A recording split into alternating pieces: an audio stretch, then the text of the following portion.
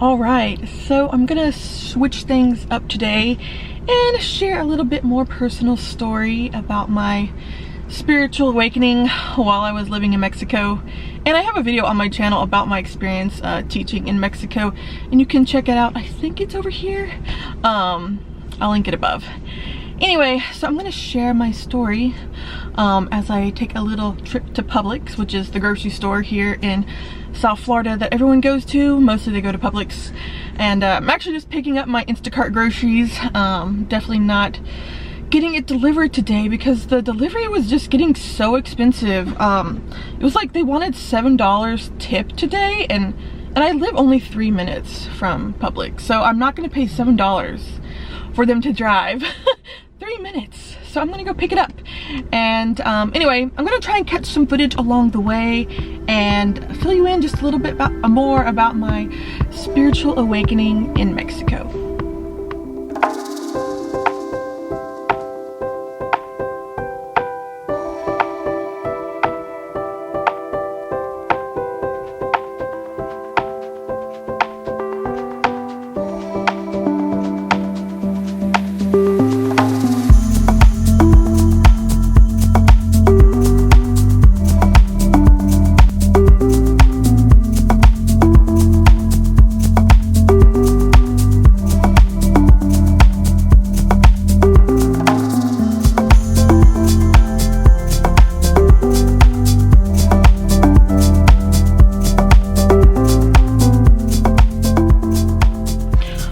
So I'm actually back home, and the most hilarious thing about doing the Instacart pickup is like usually they drive it out or they walk it out to your car, but today, like when I got there, the message said, sorry, no one's here to help you, go inside, pick up your groceries. So I had to like go inside and load everything up and bring it out to the car, so I didn't film any of that. But anyway, I'm back home and moving on. Alright, so I came to film in my backyard and the sun's going down, so I have a little bit of time left, but this is actually my favorite time of day when it's the sun setting, the golden hour, and it's actually a lot cooler here in South Florida. But today I wanted to share on a different topic than I've never talked about this on my channel, but it's really something that's been on my heart for a really long time, to share a little bit more deeper kind of spiritual experience I had when I was living in Mexico that kind of really changed the direction and perspective of my life. And I definitely didn't see it coming, but I want to share this also because I know I have a lot of people on my channel who are travelers, or people who are living abroad, or people who are just kind of seeking something deeper in their life. And I feel like people who travel can relate to that. They usually, are kind of like open to other things. So I'm just going to be sharing from my heart today, and I know not everyone is going to receive this message with the same spirit, but I ask you just to be just to show me a little grace, and to kind of just be open-minded, because I really feel like this could happen to anybody anywhere regardless of your background. I really do believe that God is always kind of knocking on the door of our heart to see if we're going to answer. And I think a lot of people over time, their heart has gotten hardened just from life experience, from negative experiences, just seeing other things in other people's lives that are negative, that they just kind of assume, there's nothing else out there, that it's just me trying to figure out my way in life. And I just want to share today from my experience that I want to give you hope that there is greater out there, and that your life does have purpose and calling. And I really hope that you receive this in a positive light. So let's just get in. And I'm going to start from the beginning, just a little bit of background about myself and my upbringing, so you can kind of understand where I'm coming from. So just to give you a little background on me personally, I was raised in Middle Tennessee, in the center of the Bible Belt of the United States. Usually the South is what we call the Bible Belt. Tennessee, Georgia, Alabama, Mississippi, Texas especially.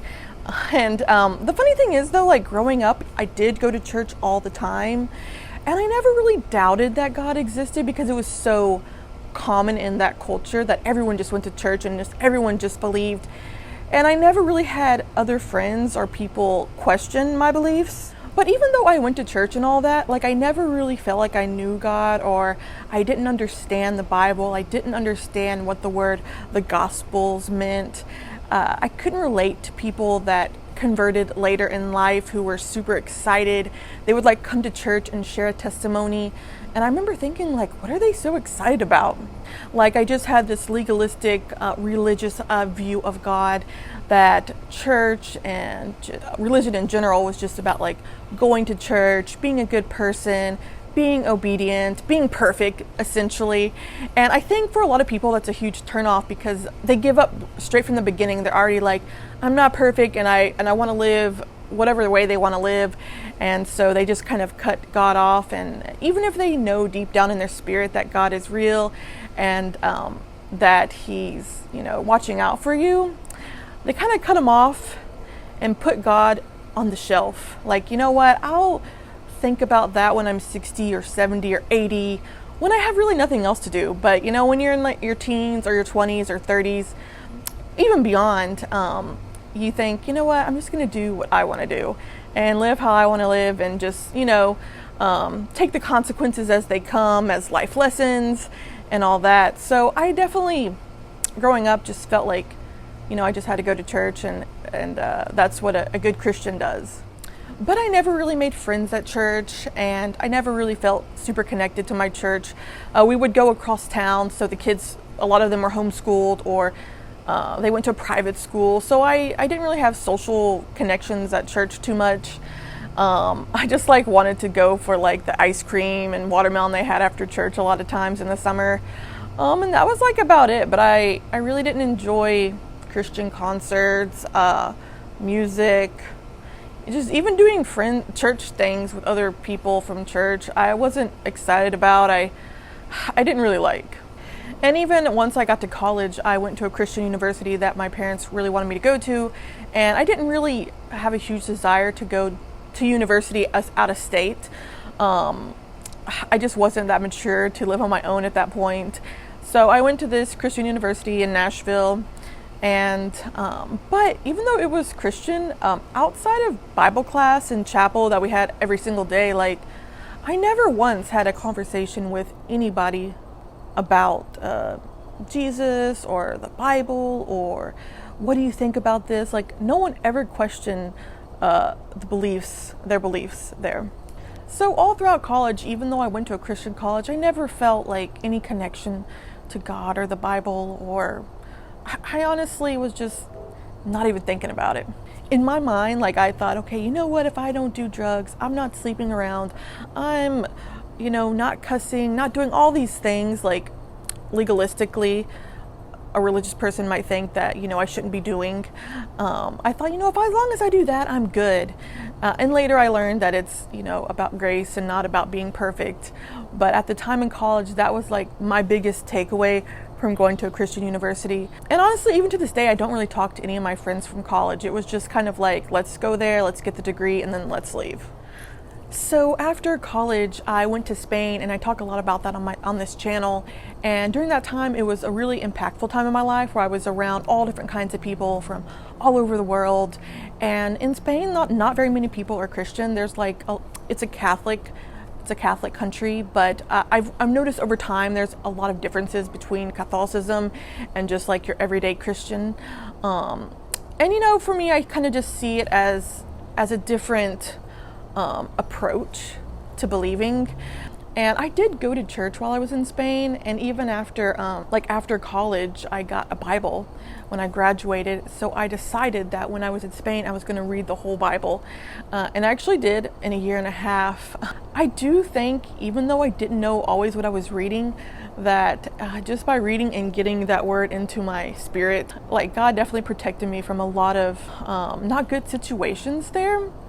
But overall, I still was very spiritually blind. I was just still doing my own thing and, just hoping it was okay.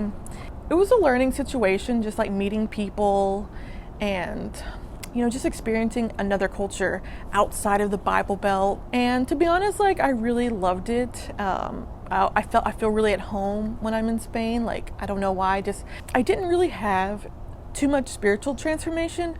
when I was in Spain necessarily, but I definitely experienced other points of view more often.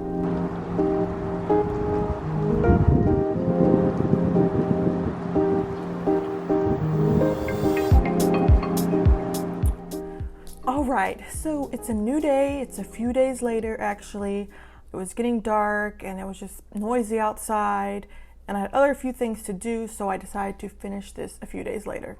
Alright, so after living in Spain, I decided to move back to the United States, specifically just to get my master's in teaching English. So I went back to the US, I went back to my previous college, and I did a master's there in teaching English, like ESL, or EFL, or ELL, has all different kind of names.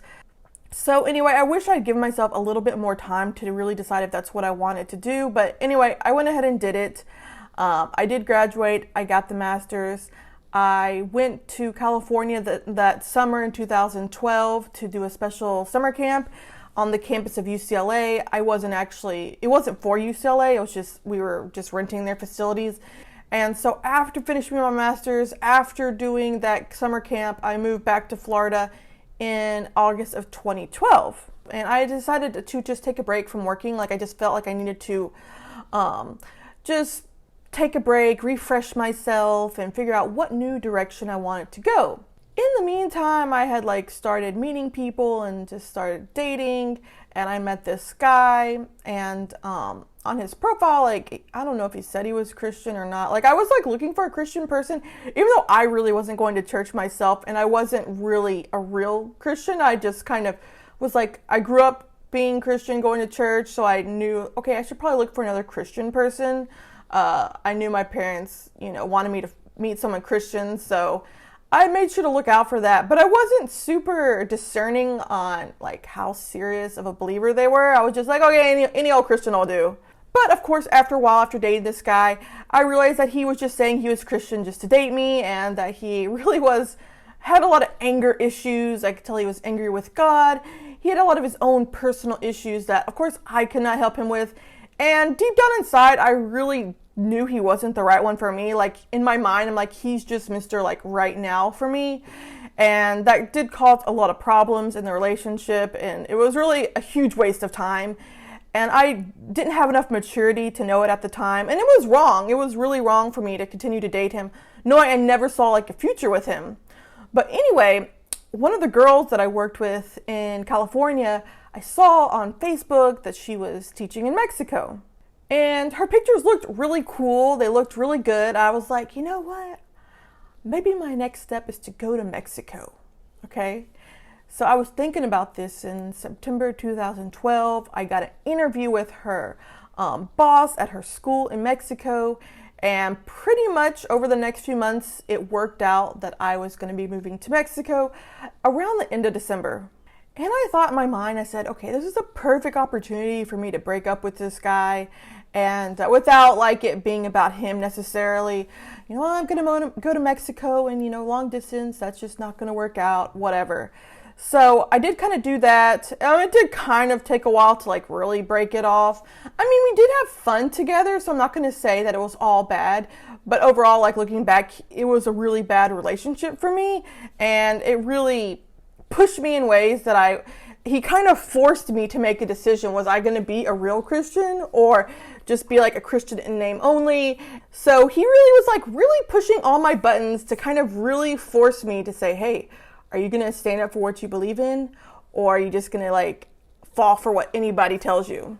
But of course, the immature decision in me was just to run away, just to escape, just to go travel again. I really always used travel as just a way to just escape problems, or just, not grow up, but just continue to constantly have fun or explore something new instead of facing, making real life decisions. And I never really thought about God giving me a purpose in life or a calling or something where I specifically, it was my calling on my life to fulfill this purpose or goal for my life. I never thought about it like that. So finally, at the end of December in 2012, I flew to Mexico, to the city of Querétaro. I think I flew from Dallas there.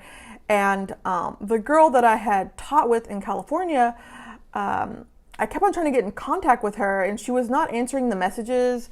So it was really cold and snowy when I left Tennessee. I flew to Dallas, and I landed in the deserts of Mexico in the city of Querétaro. And a girl and this coworker picked me up, and I said, okay, I don't really know if I'm going to this girl's house, but you can just take me there. And they're like, well, let's go and see if she's there.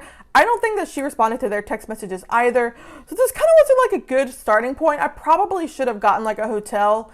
Airbnb at this time in 2012 wasn't really a thing yet. I think I remember looking on Airbnb, but there was like 1 or 2 places, and it was like in people's houses, and I just didn't want to do that. So I went to her apartment. She was like, sorry, I just got back from a trip in Cancun and with her family, and she said she was really tired. And I was like, well, you could at least like answer a text message, you know, like it was kind of a bad sign. And I ended up staying with her for a few days, and I realized she just wanted to spend all the time with her boyfriend. So I like made an effort to get out of her apartment as fast as possible. And I eventually ended up living in a hotel. The hotel I lived in had like a hostel in it, and it had long-term apartments with like a kitchen and everything. And it actually turned out to be super cool, and I really love living in this hotel. It was probably like one of the better parts of my experience in Mexico. But when I finally was like getting to go to the job and everything, I found out that the job wasn't what I thought it would be. Instead of, like, I thought I knew I was going to work at companies, but like when you think of like working in a company, I thought like in town, like when I lived in Spain, like I just walked everywhere and everything was like in town. But here, at this job in Mexico, I end up like having to take this morning bus like 6:15 a.m. to this industrial park outside the city. It took about maybe an hour and a half total travel time in the morning, and I would have to go there in the morning, come back for lunch, and then go back again in the afternoon. So sometimes you're looking at several hours, 3 or 4 hours of traveling every day, or not every day, probably like 3 or 4 days a week. And it was just a really hard schedule. And on top of that, since it was kind of in the desert, they have really cold temperatures at night, and in the daytime it can get really hot. But in the morning it could be like, you know, around 32, 0 degrees Celsius. So it was kind of extreme climate. Anyway, so it was just like a big adjustment going to Mexico. It was a bigger adjustment than like actually going to Spain was for some reason for me. I think I had different expectations.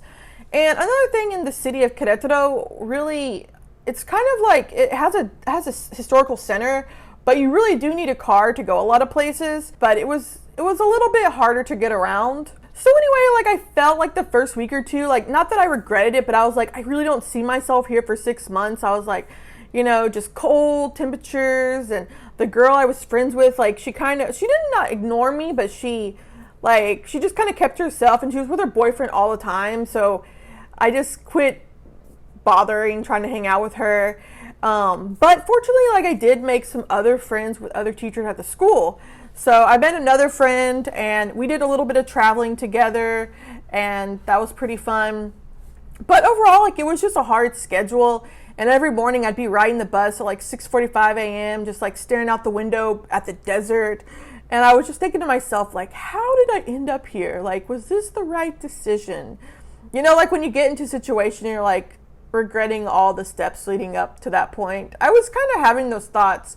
I mean, I go, you know what? It would have been really cool to come here for like a vacation, but the job itself kind of didn't make the experience very fun. It felt more grueling than anything because I had to work about 6 days a week, twice a month. Well, I worked every week, but then twice a month I had to work on Saturdays too. So anyway, like I said, one of the good things about this experience in Mexico was that I did have a cool coworker that I really did connect with, and he was actually a Christian. And we took one trip one day, like a day trip to Guanajuato, which is, I don't know, a couple hours away. We took a bus there, and he just started telling me about his life and just about being a Christian. And I was like, okay, this guy's like serious Christian. Like, and he was like, I would say 4 or 5 years younger than me. At the time I was 28, so he's probably like 22 or 23. But he like really knew a lot about the Bible and about God. And I was like, wow, this is pretty impressive. Like I went to a Christian university, and I never I never met someone like him, and he knew so many different things, and he was really interesting to talk to, and he really taught me a lot. So I go, okay, well, that's good. I'm making friends here. It's starting to become more enjoyable. So a few weeks went by, and I still wasn't like really feeling like I was in a good place or this is where I was supposed to be. And I was still kind of struggling with the position and the job and all that. But like one day, this coworker came over to my apartment and we just kind of started talking. And he was telling me just a little bit more about himself and just kind of more personal things. And I remember that he shared with me that he had like come out of being gay, or he used to be gay, and that he used to be like addicted to pornography and things like that. And I was like, whoa, like that was like pretty hardcore stuff for me to hear. I don't think anyone's ever told me that, and I really didn't know how to react to it necessarily. But he was just telling me like when he was in college, like he went through a whole bunch of things, and like it was really important for him to have a relationship with God, and just growing in that, and just like, you know, kind of like the concept in Christianity is to be like born again and to be transformed by the renewing of your mind, and having a relationship with Jesus and all those sort of things. And he just kind of was telling me how he wanted to be the hands and feet of Jesus and serve people. And I was like, whoa, dude, like in my mind, I don't think I said anything out loud. I was probably just like, okay. You know, but I was like kind of processing what he said. But I was like, you know what? I don't think I've ever heard anyone say all those things. And I don't think I've heard anyone ever say like, I wanted to be the hands and feet of Jesus, especially like at 22 or 23. Like I never even heard anyone at the Christian university say that. And maybe they did, and I wasn't paying attention. But I was like, wow, this guy's like serious. Like he's not just calling himself a Christian. He's actually like being obedient to the word and like loving others, taking care of people, like just, you know, really taking his life seriously. Like he was just really thinking about the way he was living his life, and he wanted to live life for God and not for himself. And I was like, man, that's like a really mature mindset to have, like at 22 or 23. Like I was 28 at the time, and I had not even had that idea cross my mind, like living for God versus living for myself. It was like a totally fresh concept. And he was just telling me all sorts of things. And then I think at the end, like he was like, you know, I'll pray for you, Linz. Like, you know, let's pray. And like, I don't really know what happened in that prayer, but I don't know if I was crying or not, or what was going on, but I just felt like really like my heart was touched. And I was like, you know, maybe this is the whole reason I was supposed to come to Mexico, you know, to meet this person, and to have him to tell me, you know, that there's greater out there, and that God loves you, that he has a purpose for you, a calling for you, and that, you know, if you just trust him, he'll show you the way. And I was like, man, you know, like, wow. So I just remember like after he left that day, I was just like, like just really meditating on that whole conversation. And like, I was like, yeah, maybe I should open my Bible. So I started reading the Bible a little bit, and he had actually shared with me some Christian songs or Christian music. And up until that point, like I never listened to Christian music. Like I think I got a WOW CD when I was little from maybe some Christmas party at church. But besides that, I was like, Christian music, that's so lame. Like in my mind, I would always think that. But he shared with me a few songs. I think one was like Chris Tomlin, and like I started listening to that on my like iPod. At going to work in the morning. Like I would just like start crying, and I was like, wow, like all of a sudden, I can't really tell you like how it happened. Like when I was riding the bus to work, and I would just look out the window, and I just was like, whoa, God, even though I traveled to Mexico, I thought I was escaping, like, and I couldn't figure out exactly which way to go in my life. Like even when I was in the middle of nowhere, Mexico, like this coworker out of nowhere, like kept on like coming across my path. And then finally, like just one day he was like, no, Linz, like God loves you. He cares for you. He has like good plans for you. And I don't know if he used all those words necessarily, but basically like everything he was sharing me came to that point. And I was like, oh, Jesus, he's paying attention. Like he's watching me. Like he's watching me every step I take. And finally, I think it just came to a point where he was like, are you going to keep running? Are you going to run to me? And at that point, I was like, oh.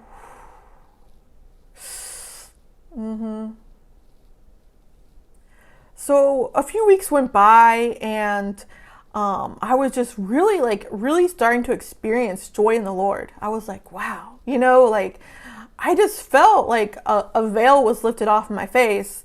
I mean, not a complete veil, but I started seeing everything a little bit differently. I was like, oh, God, he's watching, he cares for me. And, maybe I should start paying attention a little more.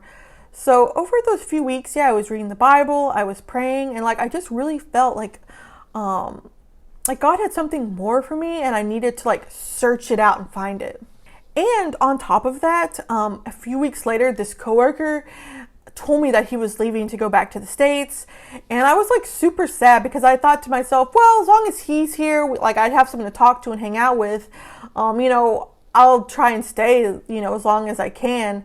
But then a few weeks later, he told me that he was going back home, and I was super sad about that, as I really didn't feel really connected to anyone.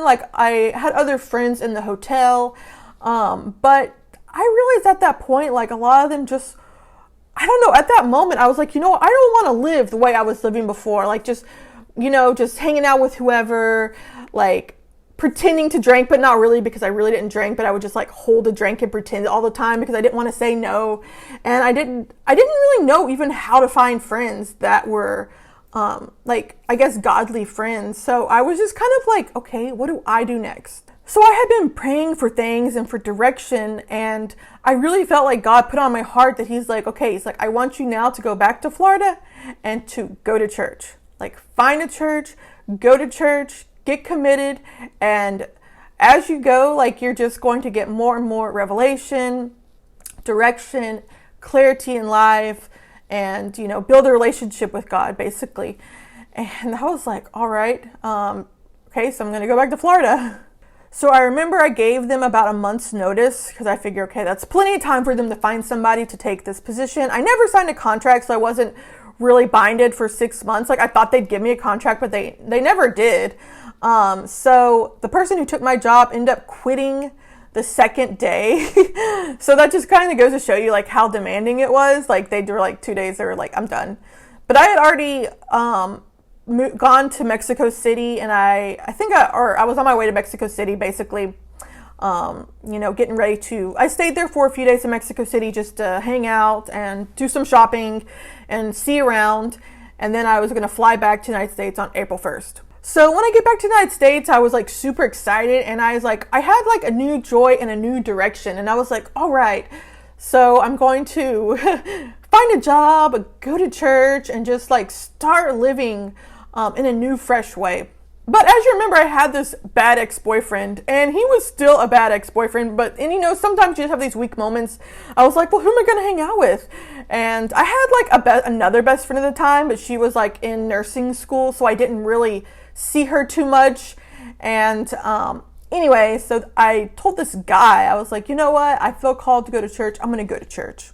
And he was well, I don't really go to church. But if I went to church, he was I would go to this church. And I was okay. But we didn't go right away. It was probably a month or two later that we actually went. But in the meantime, I had talked to my other friend, the girl, and she was in nursing school, but she was you know what? I heard about this other church. She was I really want to go there. I really want to check it out. And I was oh, really? What church is it?